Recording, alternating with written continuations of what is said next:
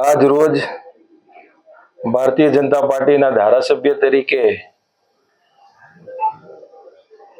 જ્યારે શપથ લેવા જઈ રહ્યા છીએ ત્યારે વિધાનસભાની પેટા ચૂંટણીમાં ખંભાત વિધાનસભાના મતદારોએ જે સ્પષ્ટ જનાદેશ આપ્યો છે અને એક તરફી આપ્યો છે. અમારા ખંભાતના ઇતિહાસમાં સૌથી વધુ લીડ ભારતીય જનતા પાર્ટીના ઉમેદવારને આપવામાં આવી હોય તો આ વખતની પેટા ચૂંટણીમાં આપવામાં આવી છે. અને મતદારોએ મારી ઉપર જે વિશ્વાસ મૂક્યો છે એ વિશ્વાસમાં હું ખરો ઉતરીશ.